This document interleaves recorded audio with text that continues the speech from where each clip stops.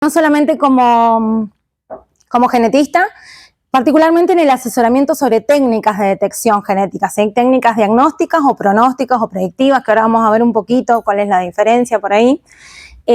También soy docente y por eso mis diapositivas y mi PowerPoint está como más orientado también para esa parte, para que puedan entender, porque yo sé que no es un tema fácil y que por ahí no sabemos todo, pero voy a tratar de ser lo más simple posible. Ustedes cualquier duda que tienen me van parando y lo vamos viendo, ¿sí? Entonces yo le puse a esta charla como para dar una generalidad, nociones básicas de biología molecular, que seguramente todos hemos escuchado esa palabra en algún momento, la biología molecular, y sus aplicaciones en oncología, ¿sí? Porque la biología molecular se puede aplicar en todo tipo de enfermedades o en muchísimos campos, no solamente en enfermedades, pero nos vamos a centrar en eso principalmente. Entonces yo primero les quiero contar qué es un poquito la biología molecular, ¿sí? Evidentemente sí, está dentro del campo de la biología y va a estudiar la composición, la estructura y las interacciones que ocurren entre las moléculas. Es decir, que estamos hablando de algo microscópico, que nosotros nos tenemos que como imaginar, ¿sí?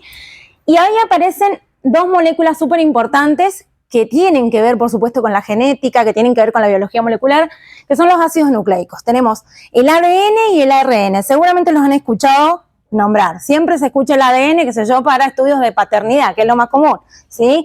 Hay que hacerse un ADN para ver algo. Bueno, el ADN es el material genético que tienen nuestras células. Y también están las proteínas, es decir, son como las encargadas de realizar las diferentes funciones dentro de la célula. Entonces, lo que hace la biología molecular es estudiar las interacciones que hay entre el ADN, el ARN y las proteínas. Y eso hace que las células funcionen normalmente. Cuando hay alguna desregulación, como ya vamos a ver, ocurren las enfermedades en general. ¿Hasta ahí vamos bien? Bueno. Entonces, ¿qué estudiamos precisamente? Nosotros vemos ahí. Nuestro cuerpo está compuesto por billones y billones de células, ¿sí?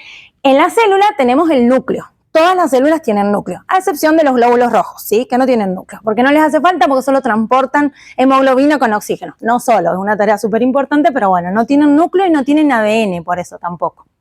Entonces, en el núcleo está el ADN, ¿sí? Que generalmente nosotros podemos escuchar la palabra cromosoma, porque el ADN se empaqueta y se acomoda como cromosomas, que son esas crucecitas que vemos siempre cada vez que hablamos de ADN. Ese ADN, si nosotros lo asemejamos como si fuera a un libro, sería como el manual de instrucciones que le dice a la célula qué tiene que expresar, qué tiene que hacer, cómo se tiene que comportar, cuándo se tiene que dividir, cuándo no se tiene que dividir.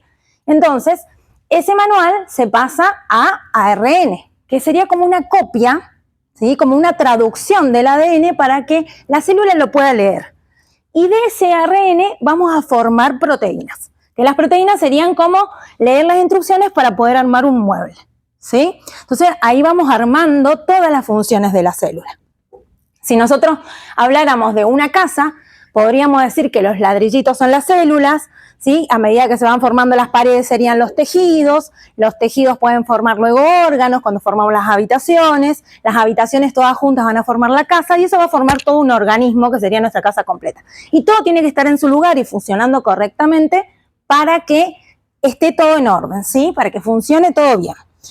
Entonces, la biología molecular tuvo un cambio radical, gracias, Nito, un cambio radical con el proyecto Genoma Humano. ¿Han escuchado sobre el proyecto Genoma Humano?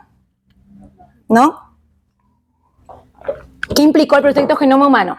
Empezó en 1990 y terminó en el 2003, aunque ha habido avances hasta en los últimos años. ¿Qué se encargaron? Se encargaron de leer todo el material genético de una persona. Todo, secuenciarlo se llama. Es decir, ver la posición de cada una de las letritas, de cada una de este manual de instrucciones que tenemos, leerlo completo. Y eso logró un cambio magnífico para la medicina en este caso, y para un montón de ciencias más. Entonces, se adquirió, como dice ahí, la información fundamental sobre nuestro material genético para profundizar el conocimiento sobre la genética humana y el papel de los distintos genes en los procesos de salud y enfermedad.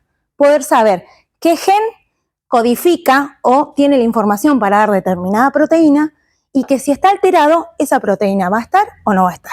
Y qué influencias va a tener eso en nuestro fenotipo, en lo que nosotros vemos. A eso le llamamos fenotipo, ¿sí? Bueno, ¿cuáles eran los objetivos de este proyecto Genoma Humano? Era identificar, ¿sí?, cuánta cantidad de genes teníamos, ¿sí?, tienen el número ahí, determinar las secuencias, como les decía, el orden de esas bases, generación de bases de datos públicas, es decir, yo puedo entrar a bases de datos públicas que están en internet, puedo buscar determinado gen y puedo saber cuál es la secuencia de ese gen. Entonces, como hablábamos recién, yo me puedo ir a hacer un estudio genético, me secuencian el mismo gen y puedo compararlo con esa base de datos si mi gen está normal, porque tiene la misma secuencia que tiene todo el mundo, o está mutado o está variado. Y ahí puedo saber qué está sucediendo, o puedo relacionarlo con alguna patología, por ejemplo. Lo que se pretendió también fue mejorar las herramientas para analizar estos datos, ¿sí? El proyecto Genoma Humano empezó con unas técnicas muy básicas y después fueron aumentando las herramientas, la tecnología para terminarlas. Y poder transferir esa tecnología, por supuesto, a los sectores privados. Empezaron a trabajar entidades públicas y privadas para lograr este cometido, ¿sí?, para lograr este objetivo. Y luego, una vez que se empezó a secuenciar y que se tuvieron toda esta información, por supuesto que hubo que redefinir principios éticos, legales y sociales que enseguida los vamos a retomar, porque brindar que alguien tenga la información de nuestros genes, de nuestro material genético, no es una cosa menor. Y esa información es muy importante y hay que saber resguardarla y tiene que ser confidencial, porque se pueden tomar decisiones muy complejas en base a eso, ¿sí? Bueno, acá lo que les quiero mostrar y el por qué, esto va a estar relacionado el por qué después vamos a entender las diferencias entre los seres humanos, es decir, las variaciones que tenemos en el genoma humano, genoma se llama toda la constitución genética de una persona, son el conjunto de diferencias que distinguen mi genoma del genoma de ella, del genoma tuyo, del genoma de todos, ¿sí? Hay diferencias. Y hay diferencias entre los individuos de una población, ¿sí?, o entre las mismas poblaciones, ¿sí? Y eso me va a dar algo que se llama diversidad. Diversidad genómica, diversidad de genes y diversidad de cómo me veo, ¿sí? Aunque también pueden estar directamente relacionadas, como dice, con patologías, estas diferencias, con susceptibilidad a desarrollar alguna patología y que pueden también afectar la respuesta a infecciones o fármacos. Por eso nosotros pensamos, si pensamos en cualquier medicación, van a haber personas que van a responder más rápido a determinado tratamiento y otras que no van a responder, que es lo que pasa mucho en estos casos en los pacientes con las quimioterapias, por ejemplo. Entonces hay que averiguar el porqué de eso. Y de eso se va a encargar, por supuesto, la biología molecular y los genomas humanos. Bueno, esto es como un poquito más complejo, pero bueno, dentro de las variaciones que podemos tener en el genoma humano, podemos tener variaciones de las secuencias, ¿sí?, o variaciones de la estructura, ¿sí? Yo puedo variar en el número de copias de un gen, puedo perder información, puedo invertir las secuencias, puedo encontrar que se duplicó más veces de lo que tenía que estar duplicado, y aquellos pueden ser variantes de las secuencias mínimas. Si no nos importan ahora mucho los nombres, sí que entiendan que hay variaciones, ¿sí?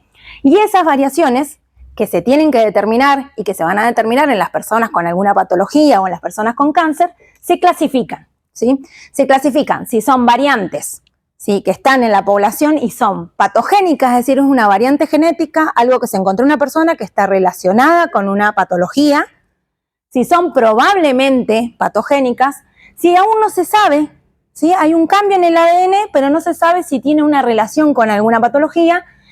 Hay variantes que son benignas, que no pasa nada, que las tenemos todos y no pasa nada, y probablemente benignas y benignas, ¿sí? Entonces, esto ayuda a clasificar todas las variaciones. Bueno, entonces ahora, la biología molecular aplicada viene al diagnóstico, ¿sí? Nosotros sabemos que el diagnóstico es una etapa crítica más que nada en el proceso de oncología, ¿sí?, en la parte del cáncer. Mientras más temprano se haga el diagnóstico, y eso lo sabemos todos, mejor va a ser para todos. Entonces, la biología molecular vino a trabajar en eso, a poder adelantar, ¿sí?, adelantar el periodo diagnóstico, porque poder diagnosticar más temprano los distintos tipos de cáncer, ¿sí? Entonces, en este diagnóstico hay muchísimas técnicas de biología molecular que se pueden aplicar. Entonces, ¿qué se detecta? Se va a detectar, cuantificar o determinar las secuencias esta que les estoy diciendo, que les explicaba hace rato, las variantes genéticas que tenemos, que pueden darse en el ADN, se se pueden dar en el ARN que ya explicábamos o en las proteínas, ¿sí? Bueno, y han surgido, ¿sí? Si nosotros vemos y evaluamos a lo largo de los años, como decía Ariel, si nosotros nos ponemos a ver ahora las líneas de tratamiento para cáncer de pulmón han aumentado de acá a 5 años un montón, bueno, las herramientas y tecnologías han aumentado desde el 90 hasta el 2003, aparece nada más acá muchísimo. Si pueden ver, aparecen muchísimas nuevas herramientas. Y eso ha permitido también que se pueda determinar más, se pueda detectar más, se pueda diagnosticar más, se pueda predecir mejor las respuestas a los tratamientos, elegir mejor las terapias y también, al ser más masivas, las técnicas de detección ha permitido que los costos bajen. Porque hace 10 o 20 años atrás, un estudio genético era prácticamente imposible de hacer económicamente hablando, ¿sí? Ahora, no son de lo más accesibles, pero se pueden, ¿sí? Entonces, ¿por qué se han desarrollado tantas herramientas para realizar diagnósticos utilizando la biología molecular? Claramente porque introducen un cambio positivo en la vida de los pacientes. Todo lo que diagnostiquemos temprano con técnicas especializadas van a dar un cambio positivo. Y se aplican en distintos ámbitos, como les decía recién. Yo lo puedo aplicar desde estudiar poblaciones, después de estudiar movimiento de poblaciones, de cómo han evolucionado, en la medicina forense, ¿sí? Si yo encuentro una muestra de sangre en una escena del crimen, puedo poder determinar quién fue el autor del crimen. En enfermedades hereditarias, ¿sí? Muchísimo la genética se aplica en enfermedades hereditarias. Yo puedo saber si hay en la familia alguna persona que tiene una enfermedad hereditaria, puedo conocer si las demás personas, ¿sí? De esa familia pueden llegar a padecerla, si la tienen, e incluso antes de tener hijos, darles una probabilidad a esas personas de saber si sus hijos pueden presentar esa enfermedad también. En infectología se utiliza muchísimo también la biología molecular para hacer determinaciones. En la farmacogenética, y acá nos vamos a detener enseguida, fíjense que habla de genes y fármacos. Fármacos, drogas dirigidas exclusivamente para genes. De acuerdo a qué gen tenga, a qué variante tenga, me van a dar una droga. Eso es lo que se busca. Para cáncer hereditario y somático, ahí vamos a ver enseguida la diferencia entre cáncer hereditario, cáncer familiar, que no es lo mismo, y por supuesto en todo lo que tiene que ver con fertilidad y reproducción, que también es muy importante las técnicas de biología molecular y de genética. Entonces, para que vean algunos ejemplos, si nosotros, esto es una infección por virus, ¿sí? Si antes se detectaban, por ejemplo, solamente cuando aparecen los anticuerpos, es decir, cuando aparecen estas proteínas que están intentando atacar al virus. Si yo solo detecto anticuerpos, voy a tener que esperar como hasta las semanas 6, ¿sí? El día 6 de infección. En cambio, con las técnicas de biología molecular, yo puedo detectarlo muchísimo más temprano. Y esto es muy sencillo, lo vimos, por ejemplo, cuando hicimos COVID, ¿sí? Se puede detectar más temprano. Dengue, lo mismo, ¿sí? Yo en el día 1 ya puedo tomar una muestra del paciente, en el día 1 que se contagió, y ya puedo determinar que ese paciente está infectado de dengue y no tengo que esperar, ¿sí? Con la gravedad que puede tener el dengue. Entonces, las técnicas de biología molecular también me permiten eso. Y esta, que es por ahí mucho más conocida, el tema del HPV. Todos hemos escuchado nombrar o hablar del HPV. El HPV que tiene una alta relación con el cáncer de cuello de útero, ¿sí? Lo que se puede hacer cuando nosotros nos hacemos, ¿qué está mostrando esto? La progresión del epitelio normal, del epitelio del cuello del útero normal, cómo va cambiando, ¿sí? Cómo va cambiando y puede llegar a terminar en un cáncer de cuello de útero. Si nosotros, cuando nos hacemos anualmente o cada 6 meses los estudios de PAP, ¿sí? Y colposcopía, si el médico nos detecta, el patólogo detecta que hay algo raro en las celulitas, se empiezan a ver así, ¿sí? Esto está esquemático, pero se empiezan a ver así cuando las ven, ¿sí? Cuando se hace el estudio, el médico dice, bueno, a esta paciente vamos a tomarle una muestra para ver si tiene el virus que me va a hacer que estas células que se están comportando un poquito raras terminen en cáncer de cuello de útero. Y eso se puede hacer. En un estudio muy simple, se toma con un cepillito en el cuello del útero, ¿sí? Se manda en un líquido especial y después se estudia si está presente el virus o no. ¿Qué virus son los que son oncológicos, los que pueden terminar en cáncer? y cuáles no. Entonces, si yo tengo un virus, ¿sí? Un subtipo del virus que me puede terminar en cáncer de cuello de útero, ¿qué puede hacer el médico? Puede sacar el tejido, que está creciendo ya normalmente, y aparte controlarme más seguido. ¿Eso quiere decir que si a mí me encuentran el virus oncológico, yo vaya a terminar sí o sí en cáncer de cuello de útero? No, pero tengo altas probabilidades. Entonces, si yo me puedo hacer el estudio gracias a estas técnicas de biología molecular, ¿sí? Lo podemos detectar. Y esto, bueno, también yo lo hago acá en el laboratorio, en el consultorio. Lo que más tengo acá son estudios de tipificación de HPV para poder prevenir cáncer de cuello de útero. El cáncer de cuello de útero es la segunda causa de muerte en mujeres en Argentina. Entonces y se detecta, como es muy silencioso, se detecta en etapas muy tardías, cuando ya el útero está generalmente muy tomado y hay metástasis. Entonces es muy importante. Pero bueno, entonces ahora que ya empezamos a hablar un poquito de cáncer. ¿Todos saben acá cómo se produce el cáncer? ¿O por qué se produce? Básicamente. ¿No? ¿Ninguno? El cáncer, nosotros podemos hablar que tenemos un tejido normal y hay celulitas que tienen cambios, y fíjense que vuelve a aparecer la palabra importante ahí, en los genes, ¿sí? Estoy buscando el puntero para no señalar allá. Cambios en los genes, no se ve.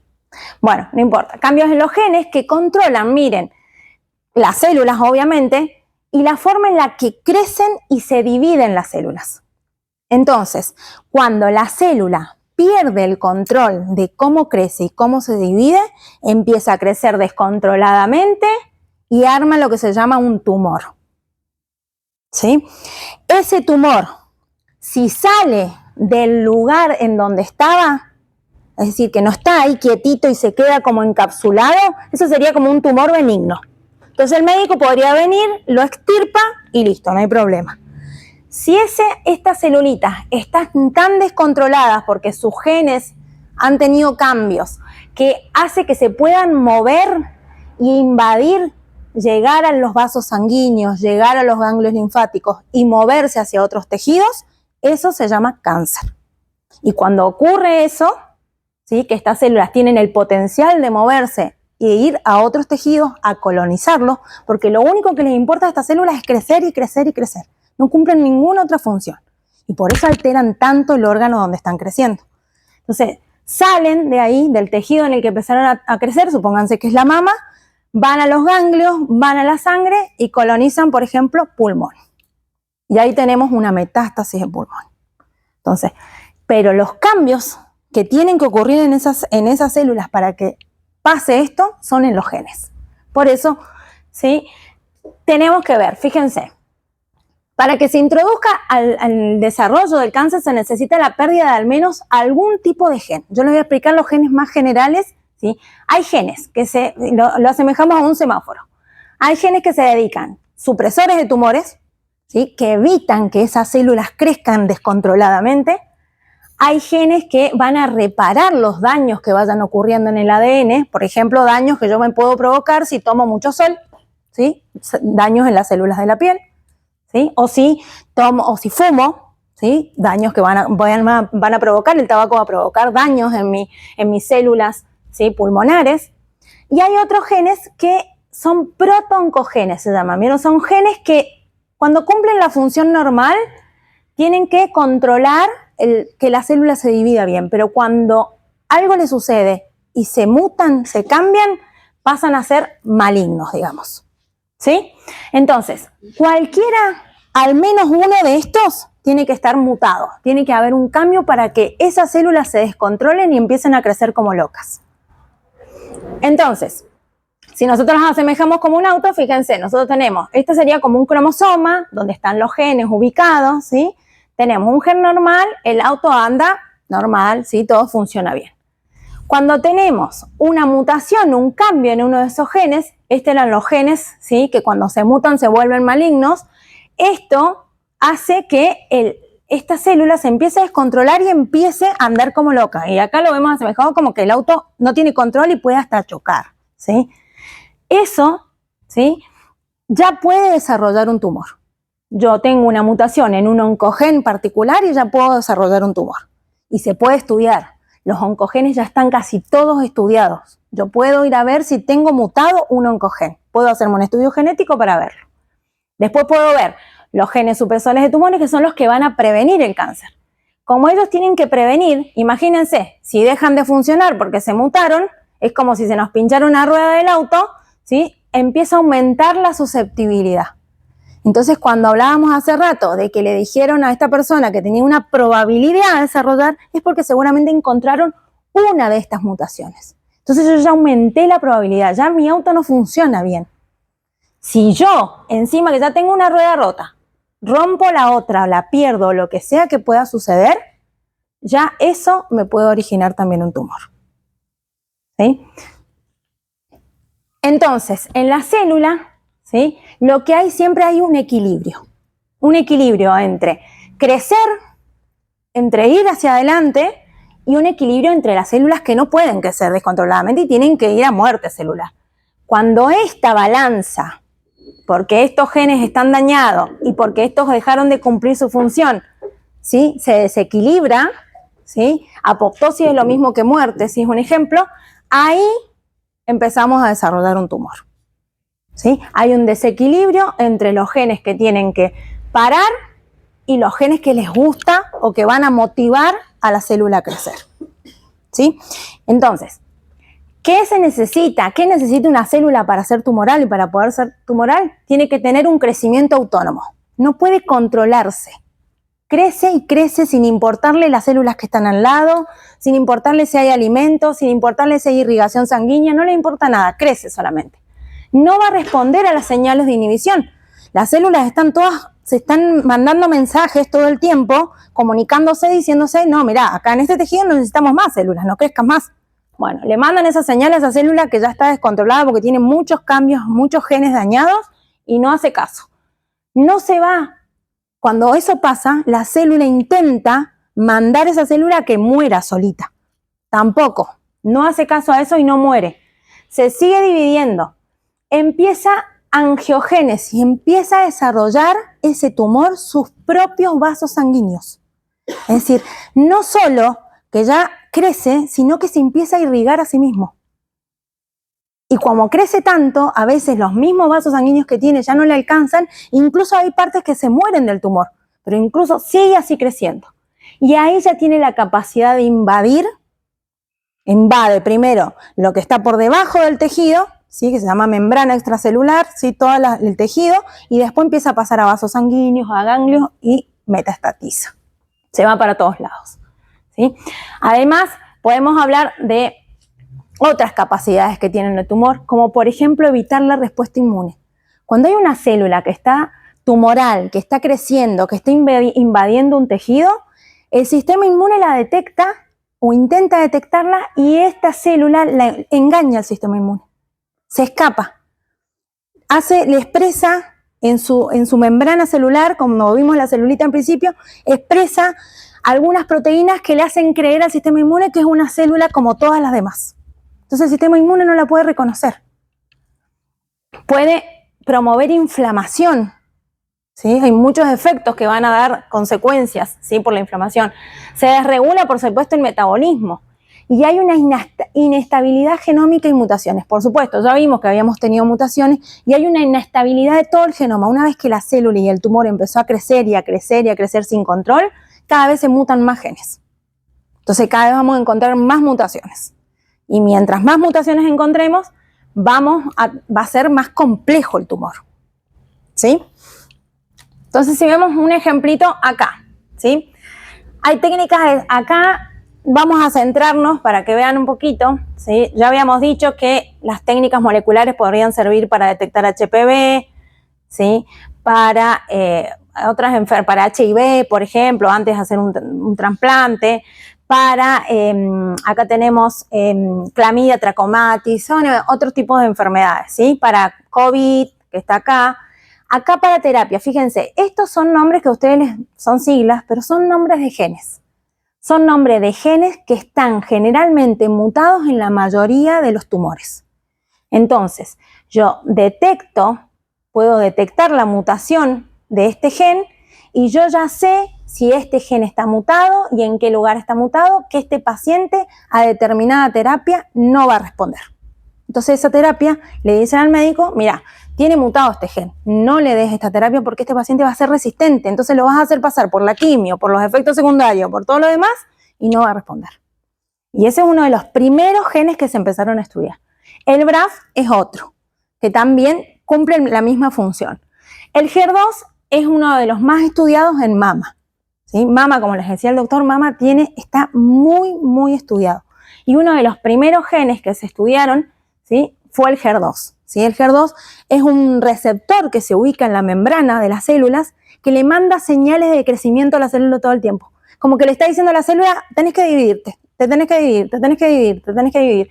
Entonces, cuando lo descubrieron, al mismo tiempo descubrieron una droga que lo bloquea, que es el trastuzumab.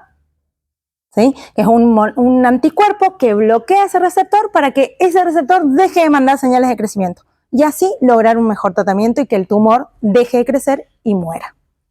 Entonces, cada una de las cosas, cada uno de los genes, muchos de los genes ya tienen su tratamiento asociado.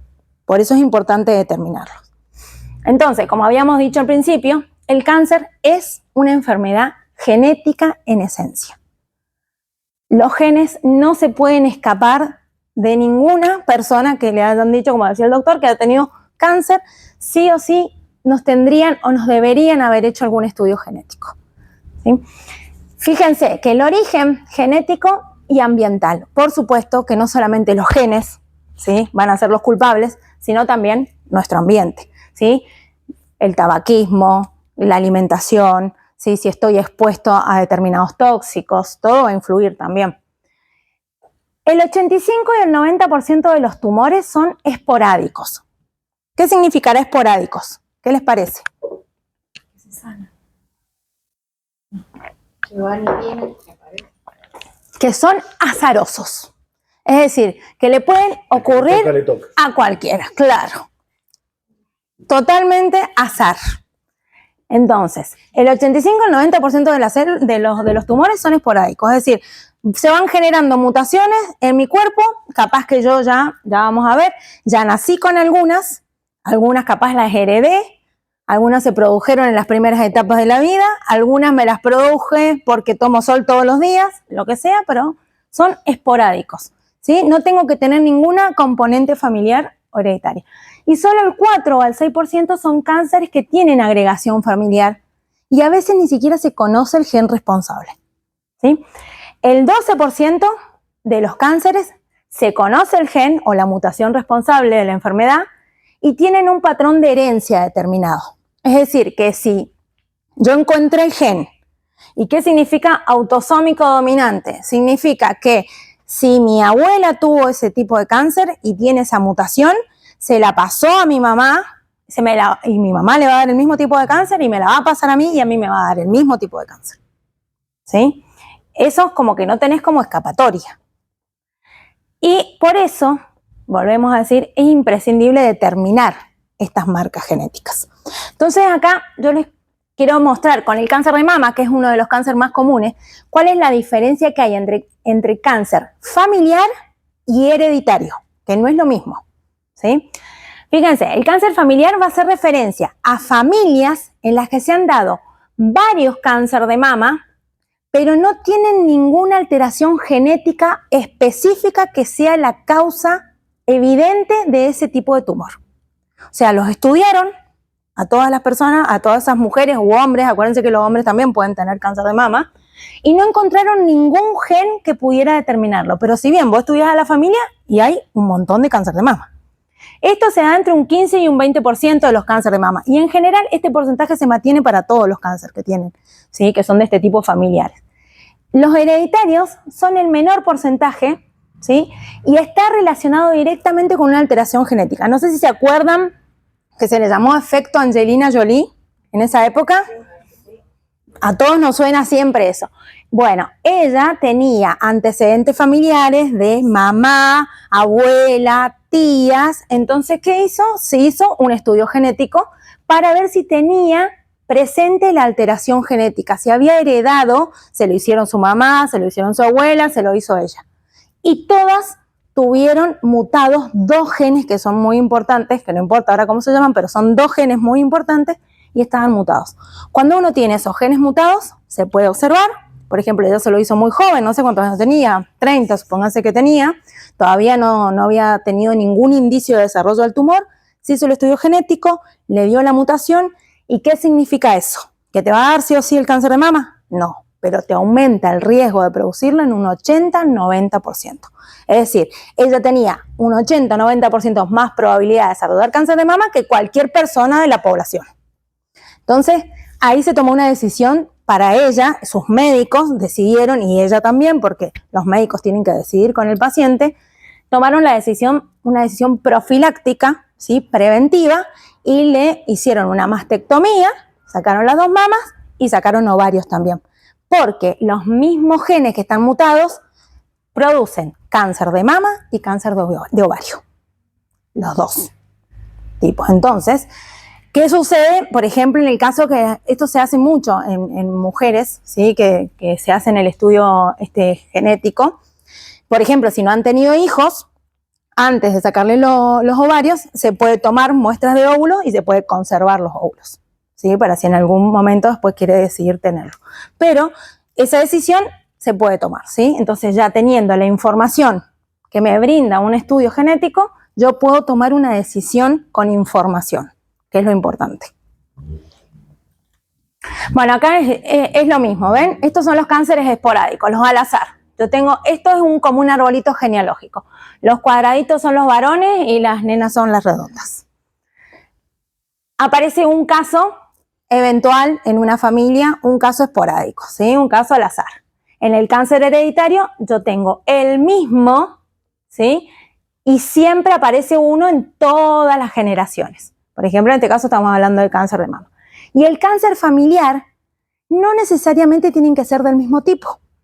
Fíjense, pueden tener, cáncer de ovario, cáncer de mama, cáncer de próstata, cáncer de colon. Pero son familias que tienen en todas las generaciones algún tipo de cáncer. Entonces, en esos casos es importante también poder hacer un estudio genético. Sí, por supuesto. Yo tengo mi familia, mi papá y mi mamá fallecieron de cáncer de colon. Yo me hago el estudio de la videocolonoscopía cada 2 años. Muy bien, muy bien. Ellos... ¿Puedo decidirlo yo de...? Puede ser. Lo que podría hacer es hacer un estudio genético, ¿sí? Para poder ver si tiene las mutaciones o no. ¿Y eso qué va a cambiar? A ver, lo que va a cambiar va a ser que en vez de hacérsela cada 2 años, si salen las mutaciones, se la haga cada menos tiempo. ¿Sí? Que los controles sean más precisos. Eso es lo que me da. No me da una certeza de que yo me voy a enfermar, pero sí me da una alta probabilidad. Entonces yo ya sé que con esa información puedo manejarme distinto. ¿Sí?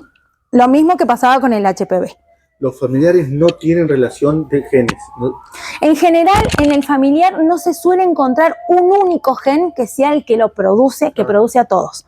Generalmente cuando vos los haces, encontrás genes básicos, Sí. ¿sí? Los genes que tienen todos los tumores, digamos. Sí. Muy básicos, pero no hay un gen específico, salvo que sea un síndrome de Li-Fraumeni o el síndrome de Lynch. Lynch. Sí, que ahí ya hay otras cosas. Son síndromes que sí están como el gen ya específico, determinado. ¿Sí? Pero en general, en los familiares no suele haber un gen que esté relacionado y que explique todos esos tipos de cáncer. Por ejemplo, así en el familiar que decís que hay distinto, es decir, entonces nuestra descendencia se lo tienen que hacer todos. Nosotros está establecido ya por las guidelines, se llama por las líneas, ¿sí? En los congresos de médicos y por las líneas europeas, las líneas americanas, de cómo es el manejo. Cuando una persona en la familia padece cáncer, el resto de sus familiares aumentan la probabilidad de tener cáncer. Por eso ¿Sí? el tema de las mamas, las hijas. Siempre. Tum, tum, tum, tum, tum. Siempre. Una vez que una persona de la familia tiene cáncer, ya toda la familia de primer grado, ¿sí? No vamos a hablar de primo segundo, no, de primer grado, tienen un riesgo mayor de padecer cáncer. ya aumenta. No es el mismo riesgo que tiene cualquier persona de la población que en su familia no hay ningún tipo de cáncer. Es un tema delicadísimo. La pregunta que yo hago a ustedes, ¿cuánto ustedes quieren saber que le van a pasar a su hijo? Esa es la información delicada de esto. Por eso es, El tema está dónde vos te vas a bancar. Hay gente que dice, mamá, yo no quiero saber. O sea, ¿hasta cuándo uno va a aceptar esa información tan crítica? Esa probabilidad. O sea, decir, bueno, Pero ayuda. Claro. Porque mis hijas, ahí Sí. nomás hicieron todos los estudios Claro, cuando claro, se claro. enteraron de Porque- lo mío, y nomás ellas hicieron todos los controles. Y claro, porque es tomar decisiones informadas. Claro. ¿Sí? Vos tenés la información, después ves qué haces con eso. exacto. Eso es lo importante, que vos puedas tener la información. ¿Sí? Entonces, lo que se plantea, obviamente, y es el dilema ahora actual de todos los consorcios médicos y todos los foros de medicina, es quién tiene acceso. Tal cual. A estos estudios. ¿Saben qué yo ¿Quién tiene? en qué pensaba yo? Vamos a suponer que un chico de 30 años decide hacerse esto. ¿Qué pasa yo si soy el dueño de una empresa multinacional y al tipo le aparecen 7 genes alterados? ¿Lo voy a tomar como empleado? No lo quiero ni ver. Eso va a Es pasar. gravísima la información, es crítica. Eso es lo que yo hablaba hace rato, ¿sí? Hay que cambiar. Y las regulaciones, por ejemplo, en Argentina no hay regulaciones para la información genética. Se entera No hay hasta regulaciones para ninguna otra cosa. Se entera hasta el viejo de la Imagínense. Claro, es lo que yo planteo, Se sí, entera hay anotado. mucha gente de empresas, no acá en Alvear, pero hay muchas empresas donde se les hace paneles genéticos más amplios, ¿sí? Hay test genéticos bien amplios, donde yo puedo ver probabilidad de Alzheimer, de riesgo de paro cardíaco, y me lo hacen con un hisopado bucal, o sea, yo los hago en el consultorio con un hisopado bucal muy simple y me da un listado desde predisposición a ACV, celiaquismo, intolerancia a la lactosa, hasta, no sé, riesgo, como les decía, riesgo de paro cardíaco, niveles alterados de colesterol, niveles, probabilidad de que me dé de producir ateromas, que es que las arterias se bloqueen, y eso se puede saber. Tremendo, ¿no? Cuando lo sabes, Vos imaginate La empresa, estando acá, y se no caga, hay, se es caga, que no hay regulación, ¿Qué hace el tipo? no hay regulación. ¿Qué hacen? Mientras no haya regulación, Imagínate si te da alto porcentaje para el Alzheimer. no sé si alguno ha visto, quedaría directamente vulnerable a no tener ningún... Por eso es tan crítica una información. no solo eso, porque ponele que no te tomen en el trabajo, pero ¿qué pasa con las obras sociales? Tampoco te van a querer cubrir. ¿Qué pasa con No te toman. Seguro. Ahí va. Entonces la pregunta es, ¿hasta dónde yo a mis 20 años quiero saber lo que viene? Exactamente. ¿Cómo voy a manejar mi cabeza? De todas maneras, a vos te da ¿Cómo hago yo? O sea, Es probabilidad. Está bárbaro. probabilidad. Eso es lo que hay que A entender. los 20 años te vuelan la tapa de la cabeza. Hacer Si yo algo tengo como para que el no se 80% despierta. Bueno, 90% claro. de cáncer de mama. Eso es lo importante de poder hacer un estudio genético. Tal Es que cual. vos te va a dar probabilidad. Exacto. Entonces, si a mí me da probabilidad de que yo tengo riesgo de padecer una ACV, bueno, yo ya sé que si fumo, tengo que Exacto. dejar de fumar ya mismo. Y tengo que empezar a hacer ejercicio Yo creo que físico ese y me es el plan. tengo que alimentar Ese es el mejor plan, ese es el plan. para poder prevenir esa situación. Quiere decir, Claro, es probabilidad, no es Tal diagnóstico. cual.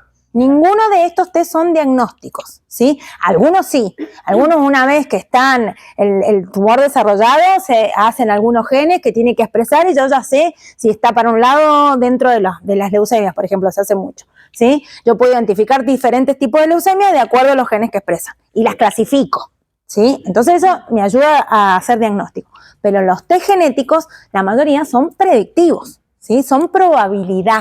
Me dan una probabilidad, no significa que me va a pasar sí o sí, Exacto. pero yo sé que ya puedo hacer algo con esa información. ¿Tengo que cambiar mi estilo de vida? Bueno, lo tengo que cambiar.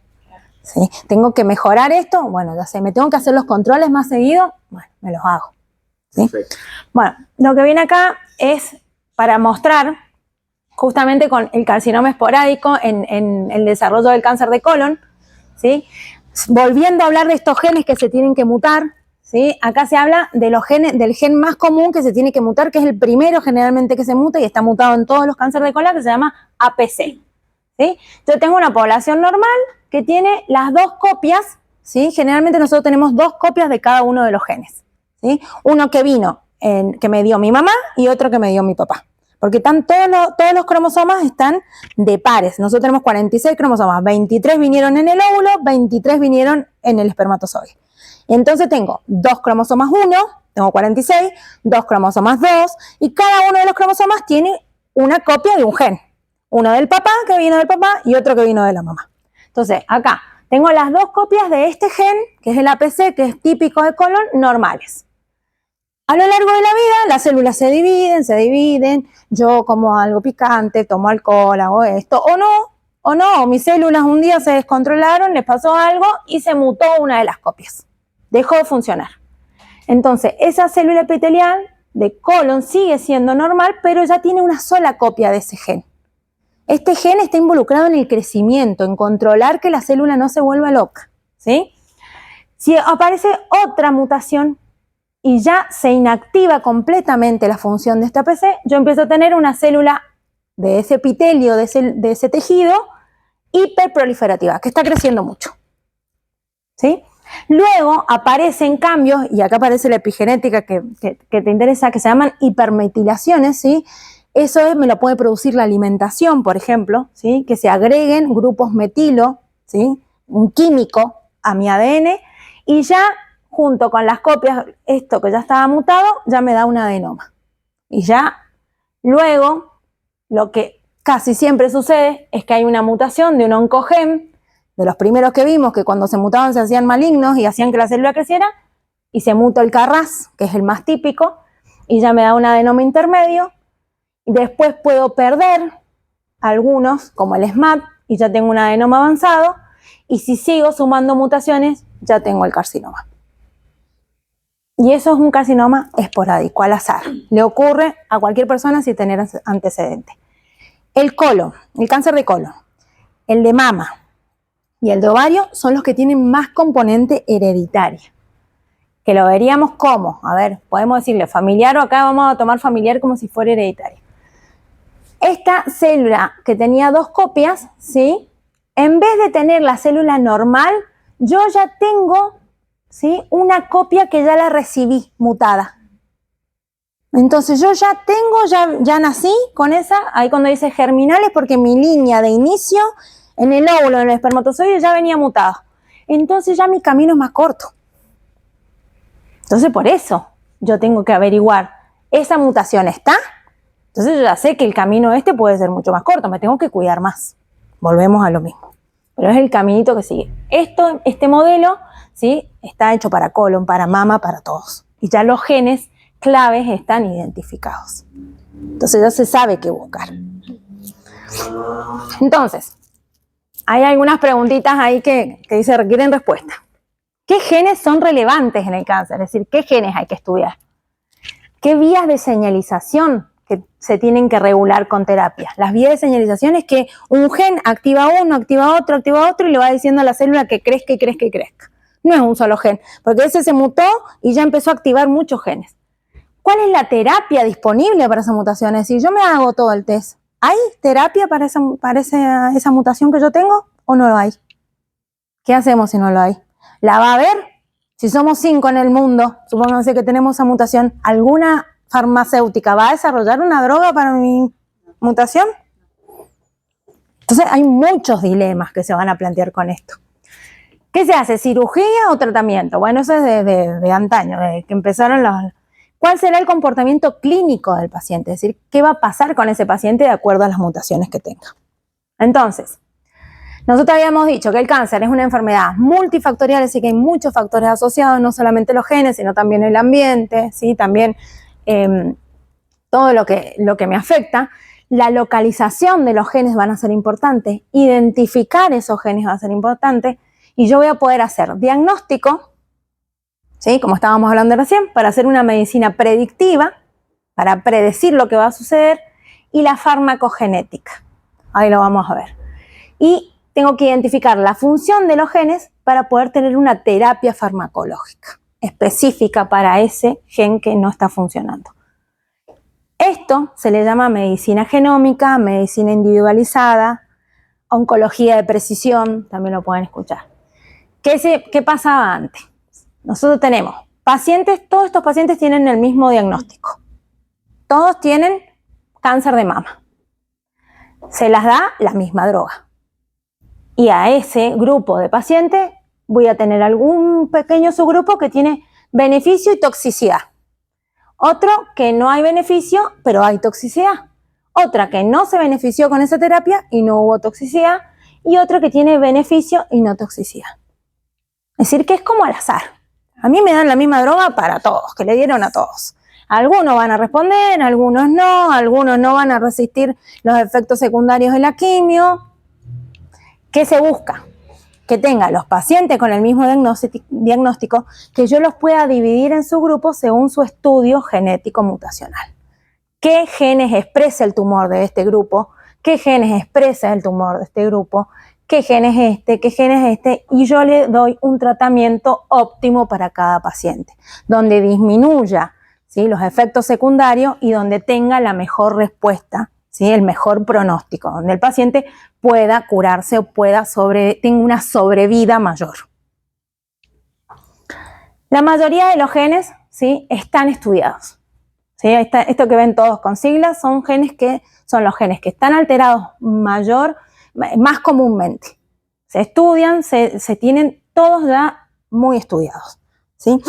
Y fíjense acá, no sé si alcanzan a ver en el fondo, pero dice, si hay por ejemplo, si la célula tumoral evade la apoptosis, es decir, que no se muere, escapa a la muerte, hay terapias que hacen que esa célula que tiene ese problema vaya a la muerte, una droga específica, ¿sí? Por ejemplo, acá, si hay señales de proliferación sostenida, es decir, que le están mandando señales que crezca, hay inhibidores, ¿sí?, de receptores que ya se han desarrollado para evitar ese proceso. Se han desarrollado, miren, para cada una de las cosas que yo había visto que necesitaba para que una célula sea tumoral, se han desarrollado algunas terapias que específicamente van contra cada uno de ellos, ¿sí? Entonces, ya sabemos cuáles son las implicaciones clínicas, ya tenemos todo lo que nos dice la genómica, tenemos el paciente, sabemos que tenemos que analizar y cómo hacerlo, ¿sí? Ahí tenemos, entonces, ¿qué me va a dar la biología molecular? Entonces, me va a poder clasificar molecularmente el tumor, me va a permitir dar un tratamiento específico, me va a dar lo que encuentre, un pronóstico, si va a ser un marcador de pronóstico y un predictivo. Pronóstico es cuánto de sobrevida tiene el paciente y predictivo a qué droga, si va a responder a determinada droga bien o mal, ¿sí? Y me va a dar también riesgo familiar, para que yo pueda hacer un consejo genético, es decir, qué tienen que hacer las familias. Entonces, las técnicas que se usan, ¿sí?, como les decía al principio, es leer todo, secuenciar, leer todas las bases del ADN, ¿sí?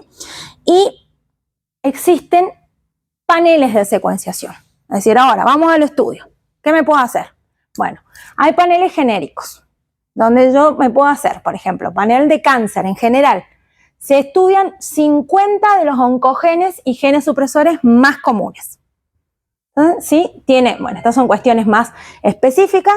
Ahí están los 50 genes que se estudian. Entonces, a veces llega el paciente, ya los han diagnosticado recientemente con algún tipo de cáncer, y viene y se hace un estudio, me pide un panel de cáncer genético, cáncer genérico. Entonces se hace todos esos genes. O no viene él, vienen sus hijos. Me dicen, bueno, yo me quiero hacer el panel completo ¿sí? Porque yo sé, por ejemplo, que para mama tiene que estar mutado, no sé si aparece acá, justo los BRCA. Bueno, pero puedo buscar, ¿sí? Veo. Hay paneles específicos, por ejemplo, para cáncer de pulmón y de colon, ¿sí? Donde se incluyen KRAS, que se los mostraba hace rato que era uno de los que se mutaba. Este es un epidermal growth factor receptor, es un receptor de la membrana. El BRAF, que ya lo habíamos nombrado también, ¿sí? PTEN es muy común, TP53. Entonces, personas que quieren saber si tienen predisposición a cáncer de pulmón y colon, son muy parecidos en los genes que se mutan, van y se pueden pedir un panel para estos genes. Esto se toma una muestra de sangre, ¿sí? Y esto sí, a veces demoran un poco, tienen una demora de 2 meses aproximadamente los resultados, pero me da el resultado. Paneles de cáncer de mama o ovario, ¿sí? tengo antecedentes familiares, por ejemplo, de cáncer de mama o ovario, y me puedo pedir este panel donde se hacen, ahí están los genes, los más comunes, estos son los que tenía mutados Angelina Jolie, y si yo ya los tengo mutados, yo tengo la información. Mi oncólogo, junto conmigo, va a tomar una decisión. Hay paneles de 30 genes, donde hay genes comunes, ¿sí?, que generalmente se mutan en todos los tipos de cáncer, cáncer de próstata, y así les podría mostrar para cada uno de los tipos de cáncer, hay paneles ya armados, ¿sí? Se le llama panel porque ya está armado, ya está definido. Si yo no quiero un panel ya definido, el oncólogo dice, no, mira, yo no quiero estos que ya vienen así. Yo necesito que a este paciente vos le averigües tal y tal y tal y tal gen. También se puede hacer. Se decide eso. Hay paneles de secuenciación amplios, donde me involucran un montón de genes y me van a dar, por supuesto, mucho más información. Me van a decir si tengo alguna mutación, ¿sí? Entonces, bueno, acá lo que les puse acá es un análisis de secuenciación que se hizo en cáncer de pulmón, ¿sí? En cáncer de pulmón, el común, y el cáncer de pulmón de células pequeñas, ¿sí? En estos fueron aproximadamente 100 pacientes a los que se los secuenció completo, ¿sí?, todo su genoma, y encontraron distintas mutaciones. Esto está publicado, ¿sí?, se hizo en un centro de España de cáncer, ¿sí?, muy famoso, y la interpretación biológica que lograron luego de hacer este estudio fue que hubo una correlación entre el resultado del test genético, la historia clínica, impacto en la toma de decisiones terapéuticas. Es sumamente importante no solamente estudiar o analizar el test genético. El test genético va con la historia clínica a la par, ¿sí? El oncólogo, el patólogo, generalmente lo ideal sería trabajar en grupos multidisciplinarios, ¿sí? Que pudiera ver, cuando yo trabajaba en CONICET, donde hice mi doctorado, yo hice mi tesis doctoral en tumores del sistema nervioso central, glioblastomas y oligodendrogliomas se llaman. Y trabajábamos en un grupo interdisciplinario donde había nutricionista, psicólogo, neurólogo, neurocirujano, patólogo, ¿sí?, oncólogo clínico, mi parte que era la de la genética, y todos nos juntábamos cuando habían casos complejos y todos dábamos nuestra opinión. Y decíamos, bueno, hay que ir para este lado, para este otro lado, a mí me parece que esto es así. Y todavía en ese momento no estaban las pruebas, estos paneles tan en boga, digamos, tan de moda como están ahora. Bueno, las alteraciones moleculares pueden estar asociadas a lo que hemos ya estado viendo, pero lo importante es que cada uno de los genes que estén mutados, ¿sí?, pueden ser potenciales dianas terapéuticas, es decir, pueden ser una molécula que yo sé que le puedo desarrollar una terapia para bloquearlo, para que esa proteína deje de estar funcionando mal. Puede ser un marcador predictivo que me va a decir, si este paciente tiene esta mutación, tiene este gen expresado, denle esta droga porque va a responder mejor a esta droga. O no le den esta droga porque a esta no va a responder, como estábamos diciendo. Y van a ser resultados, por supuesto, de interés biológico en general, ¿sí? Lo último, o lo más nuevo que hay ahora, es algo que se llama, y que se hace también, y se puede hacer acá, se llama biopsia líquida. Acá puse el ejemplo en cáncer de mama, porque ya les digo todo lo que hay mucho en cáncer de mama. ¿Qué es la biopsia líquida? Se toma, en vez de tomar una biopsia del tumor, me toman una muestra de sangre. ¿Por qué? Porque en la muestra de sangre hay ADN tumoral, hay células tumorales, además de las células que tengo, mías, ¿sí?, de las células normales, hay células tumorales que están dando vuelta por mi circulación sanguínea y hay ADN del tumor. Entonces ya no hace falta que me hagan una biopsia del tumor. Directamente me sacan 10 mililitros de sangre, 5, supónganse, sacamos 10 para estar seguros, y se estudian todas las mutaciones, si hay metilaciones, si hay fusiones, si hay pérdidas de información genética, lo que sea que haya. Y ya no tengo que... Esto se usa muchísimo para algunos tumores, por ejemplo, hablando de nuevo de los tumores del sistema nervioso central, que no se pueden biopsiar, porque están en algunas zonas del cerebro que yo no las puedo tocar porque voy a tener efectos mucho más graves de lo que tenía. Entonces puedo hacer una biopsia líquida. Por supuesto que me va a servir para dar un tratamiento individualizado, ¿sí? Se va a detectar en sangre periférica, se hace una secuenciación masiva del ADN del tumor, se identifican, ¿sí?, aquellos genes que yo les tienen un tratamiento y le doy un tratamiento individualizado al paciente. Apenas se diagnostica, ¿sí?, o antes de que tenés algún antecedente, no hace falta que te estés tocando el bultito. Mucho antes ya hay células tumorales que están dando vuelta en la sangre. Se puede diagnosticar súper temprano. Entonces eso, me hacen todo, me secuencian, me dicen, vos, este tumor expresa tales y tales genes, denle esta terapia. Y listo. Y luego sirve también para monitorizar la evolución de la enfermedad. ¿Sí? Yo voy viendo, de acuerdo al tratamiento que le voy dando, cómo va evolucionando. ¿Qué genes sigue expresando? ¿Cómo va? Si hay menos expresión de genes tumorales, de células tumorales. Entonces puedo seguir la enfermedad mucho más fácilmente. La biopsia líquida es lo último de lo último, lo mejor. ¿Reemplazaría entonces los estudios, por ejemplo, los estudios que hacen, que es el PET, o reemplazaría eso o no? Porque el PET es más diagnóstico, sí. Esto, si vos te lo haces en una etapa muy temprana, ¿sí?, podrías averiguar. Vos tenés alguna sospecha, hay algo familiar y vos querés saber, te haces una biopsia líquida en una edad temprana. Podrías reemplazar todo. La resonancia. Todo, podría reemplazar absolutamente todo. Si vos vas a encontrar ADN tumoral, si tenés, si no, no vas a tener nada. ¿Sí? ¿Eso te está haciendo ahora? Sí, eso se hace. Sale de $4.000 para arriba. Ese es el único problema. Yo. Ese es el único No, porque yo me hacen, Y que ahí empiezan los inconvenientes ahora. claro. Y las obras sociales no. Porque Nada, no cubren nada porque todavía no hay evidencia suficiente, porque todavía no hay terapias para todos los genes que vas a encontrar mutados, porque todavía no tienen sustento. Todavía falta más información. Entonces la obra social no te va a cubrir nada por ahora. No cubren nada. Sí. Bueno, y acá les muestro, aparte de la biopsia líquida, que sería como una de las opciones, ¿cuál es el inconveniente de biopsia líquida? Supónganse que nosotros tenemos el tumor, ya lo encontramos en una etapa tardía y ya tengo metástasis. Si yo hago biopsia líquida, yo no voy a saber si los genes que estoy encontrando son de la metástasis o son del tumor primario. Varían muchísimo porque a medida que la célula sigue creciendo y avanzando y colonizando, se sigue mutando más. Y lo que yo quiero tratar cuando yo tengo un tumor, un tipo de cáncer, es el primario. Que yo siempre le explico a mis alumnos que es como la nave nodriza de los extraterrestres. Si yo destruyo la nave grande, las navecitas pequeñitas solitas van a empezar a dejar de crecer y se van a terminar muriendo. Entonces yo tengo que atacar el primario. Entonces si yo hago una biopsia líquida cuando tengo metástasis, no me sirve. Porque voy a tener toda la información y no sé a qué va a ser. No sé si va a ser de la metástasis o va a ser del primario. Entonces, ¿qué conviene en esos casos? En esos casos, hacer el estudio en la biopsia del primario. Vieron que nosotros tenemos los taquitos del tumor. Bueno. Eso es una gran discusión, cirugía sí, cirugía no.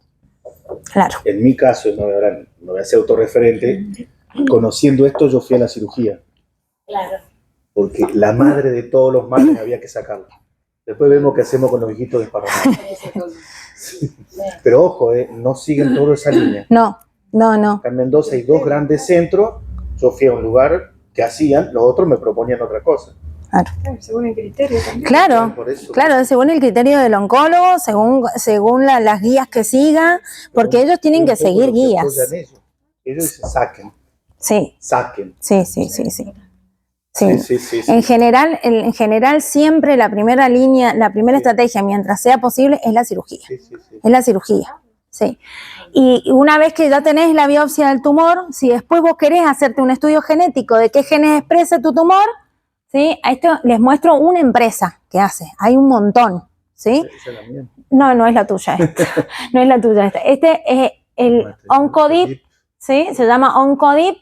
Y hay muchas variantes, ¿sí? Entonces en este vos le puedes mandar el taquito o le puedes mandar los vidriecitos, cuando ya están los cortes del taco. Y ellos extraen el ADN de ese tumor, ¿sí? Y te lo secuencian completo y te ven qué tenés. Te piden el taco porque también te hacen inmunocitoquímica. ¿Vieron lo que le hacen los patólogos? ¿sí? Cuando uno le lleva el tumor al patólogo, bueno, te hacen eso también. Te ven algunas de las proteínas que ven los patólogos para poder determinar, por ejemplo, terapias de tipo de inmunoterapia. ¿Sí? La inmunoterapia, que es muy importante, que es reforzar nuestro propio sistema inmune para que el tumor, ¿sí? Para que el sistema inmune lo ataque más rápido al tumor. Porque como ya dijimos, el tumor, una de las moléculas más estudiadas en inmunoterapia es el PDL1, se llama PDL1, que lo que hace la célula tumoral es, cuando es reconocida por los linfocitos, por los glóbulos blancos, él le muestra un PDL, ¿sí? Se acopla como con otra proteína muy similar a la que tienen las células que no son tumorales, como si fuera una célula normal. Entonces le dice al linfocito T, como que le muestra una tarjetita de identificación, le dice, no, soy normal, no me ataques. Y el linfocito T sigue su camino. Entonces lo que hacen las terapias, cuando a mí me detectan en este estudio que yo tengo ese gen expresado, mutado, te dan una terapia y bloquean. Entonces lo bloqueas, le pones como si le pusieras ahí una barrera, entonces el linfocito T lo puede detectar como tumoral y lo ataca. ¿Sí? También se entrenan a los linfocitos, ¿sí? Para poder atacar el tumor. Te sacan tus propios linfocitos, los entrenan en el laboratorio, los exponen a células tumorales, a proteínas tumorales, hacen que estén como más capacitados, como si los entrenaran, y te los mandan otra vez a la sangre para que te ataquen el tumor. En un momento vos, al principio ya dijo, juegan a engañar. Siempre. Juegan a engañar, por eso el crecimiento es descontrolado.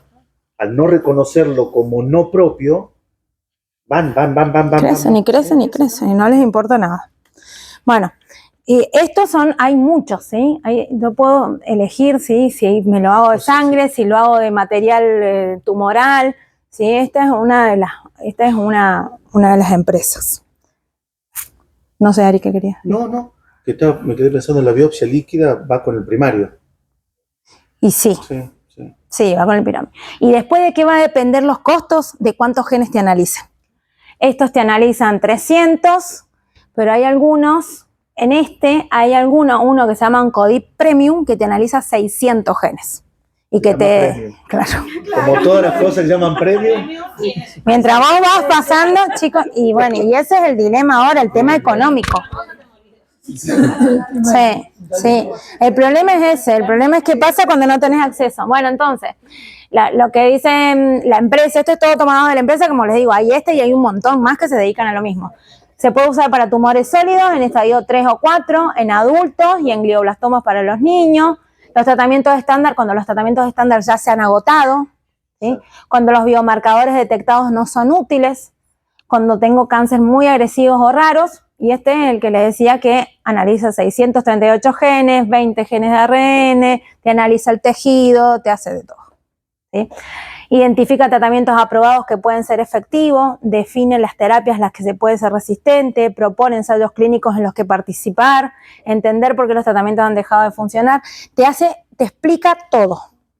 Una vez que te detecta qué genes, yo les voy a mostrar un informe modelo, una vez que te detecta el tipo de los genes que tenés mutados, ¿sí? Ahí están los biomarcadores claves que se estudian para algunos, puse algunos nada más, ¿sí? En tumores sólidos.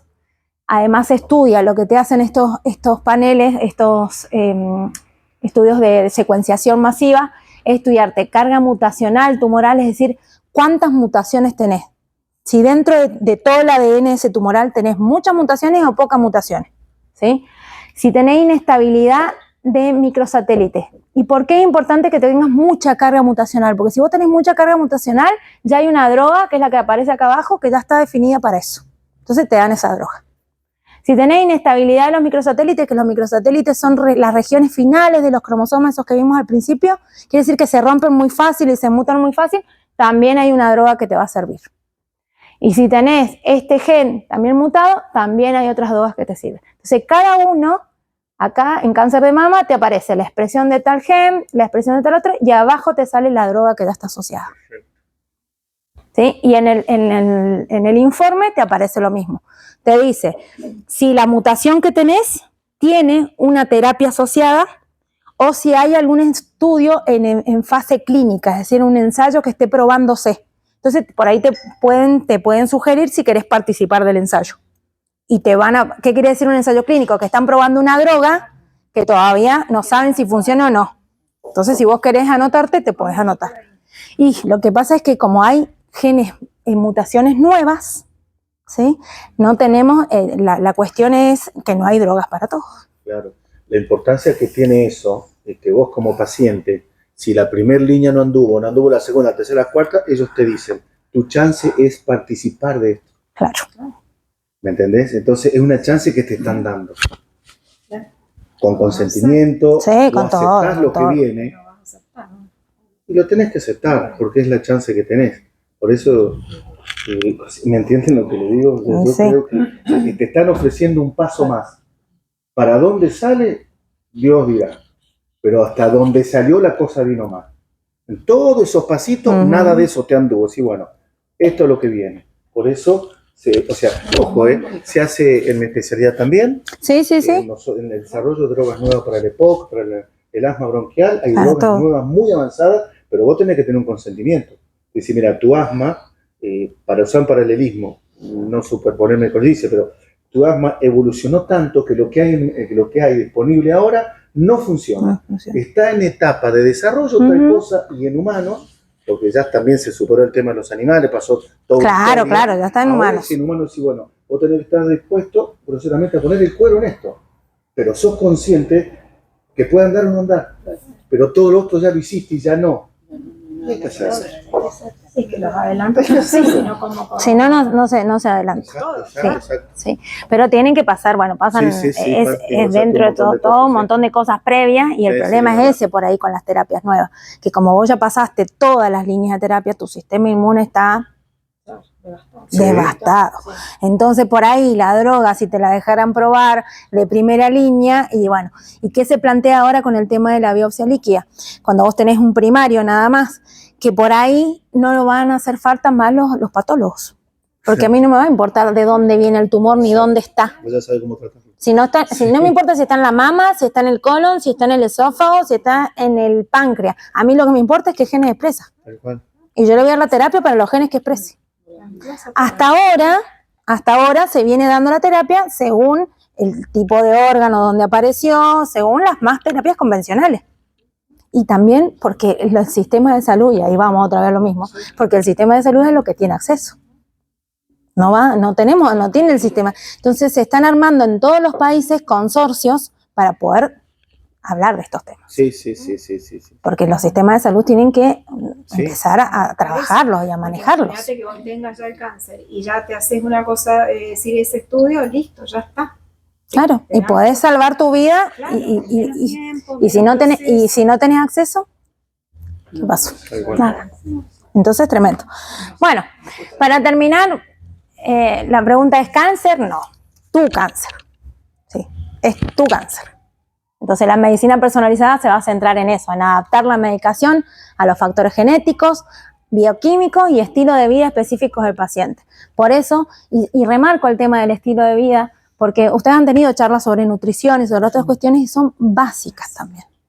Y se habla poco de eso, de cómo se tienen que alimentar, de qué tienen que hacer, de que el estilo de vida es también muy importante. Y no solamente el estilo de vida nutricional, también el estado emocional. Todo va a ser parte del estilo de vida. Entonces, las terapias y la medicina personalizada busca eso, que sea algo integral y que se pueda tratar integralmente. Priorizar la optimización de la respuesta del tumor, ¿sí? Minimizar los efectos secundarios de las terapias, y con eso se puede mejorar significativamente la atención y la calidad de vida del paciente. Clasificar a cada paciente en una subpoblación única o susceptible para una enfermedad específica y su respuesta al tratamiento según el estadio de la enfermedad como de los diferentes tipos de cáncer. Eso sería el objetivo.